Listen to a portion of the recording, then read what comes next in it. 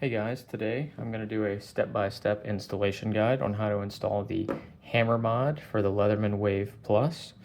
The first step that we're going to want to do is identify which tools we need for this job, and that is going to be two T10 security Torx bits. So it is the Torx bits that have the hole in the top of them. For one of the two, I recommend having some sort of T-handle or ratcheting driver because you'll need to apply a not inconsequential amount of torque into these bolts at some points during this process. For me, I have this somewhat janky setup that just so happens to work for me when I'm taking apart tools all day. So the next step that we'll need to do is identify which side this hammer mod goes on. An easy way to tell is one side has the pocket clip, the other side doesn't. But more importantly, if your tool somehow got switched, it goes on the side with the bit driver and the can opener. Now, with the bit driver and the can opener, the bolt that goes through here is a locking bolt, meaning it has these grooves on it that lock into the frame. So you want to keep one side still and only unscrew from one side, this side. So that's what we're going to do. I'm going to set my tool on this side and just set it on the table, and that's what's going to help keep it still for me. And then I'm going to loosen the bolt from this side. Now for me, my bolt is pretty loose because I've done this multiple times, but on a new tool, you'll have some red Loctite in the threads that can be difficult to break, so you might have to apply a little bit of force into those bolts to get it to break. Now, once you have this all the way unscrewed, your screw should come out, the cap for the frame, and then you should be able to push this shoulder out the other side, and it should come apart like this. And then all your internal tools should fall out. Now, it should look like this, a plain frame. Next, what we're going to want to do is take our hammer mod and put it into place. So what we're going to do is press the lock on the locking mechanism, slide the hammer into place, and allow it to just sit in place. Now, in the bag, I have two sizes of shims, and this is more than you'll need, but between slight variations in the hammer mod, people's different tools, people's different shims, and there's a bunch of different parts that can add up to a small amount of error. So because of the little bit of deviation from tool to tool, I've included two sets of shims of different thicknesses. And so I'll go through the thickness that works for mine and for most tools.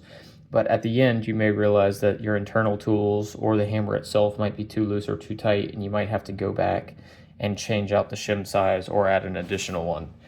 But for most tools, we'll start with the 0.3 millimeter shims and just insert one between the frame and the hammer mod in this gap right here that you can see.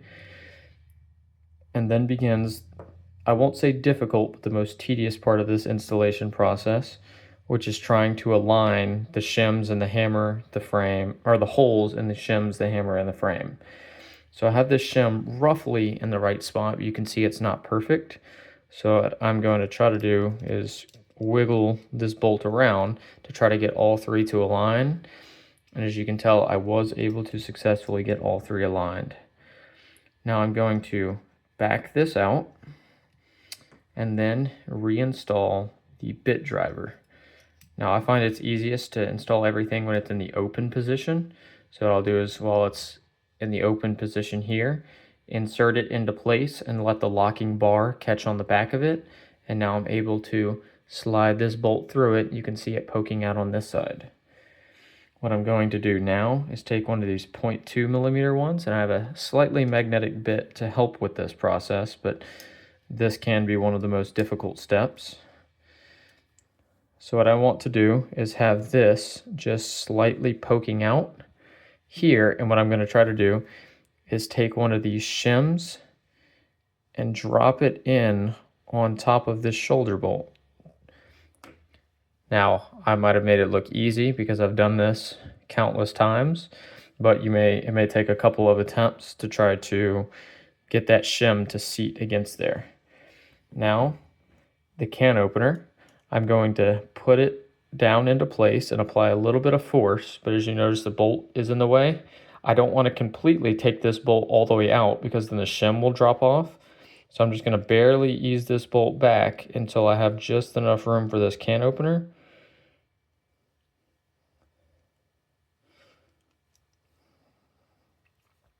And now that the can opener is in place, I'm able to wiggle the tool around until you saw that this seated all the way. And then I'm going to slightly back this out once again and try to get it the end of the bolt aligned with just before or just on the frame piece that the screwdriver is pointing at right now. Because what we're going to do is insert one last shim into this gap right here. So that's when I'm going to take another one of the 0.3 millimeter shims. Ooh, drop that one off. So let me just grab my spare. I'm going to insert it right here. And now it's mostly in place, but you can see it's not perfectly centered. So I'm going to use something to help try to get it a little bit more centered.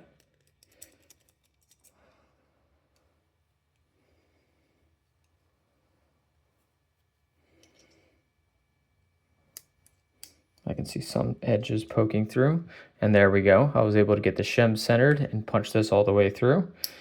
And now you can tell that everything is installed, but your internal tools and the hammer and everything is obviously loose.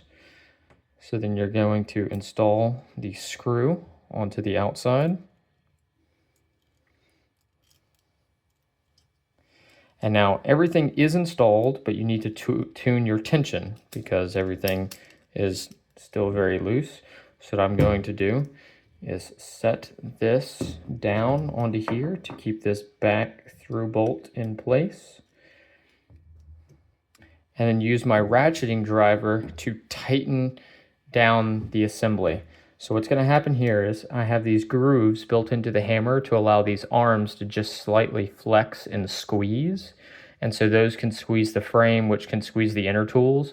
And so all of that squeezing is what will loosen and tighten the fit of the tools. So I'm going to set this down here to keep that bolt still.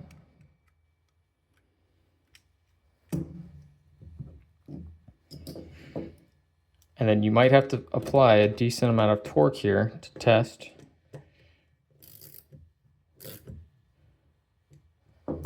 So I'm going to do a little bit and then test, and I can still tell my tools are a little loose.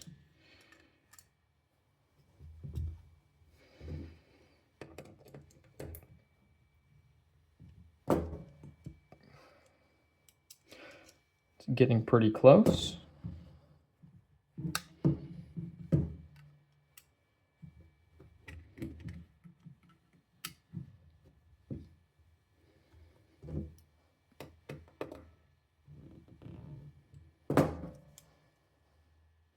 Now, they may be slightly tight here, but that's okay. There's no play in the tools at all.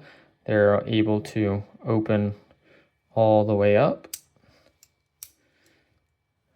They're able to open all the way up and close all the way. And then pressing this locking bar allows this hammer to open all the way and close all the way.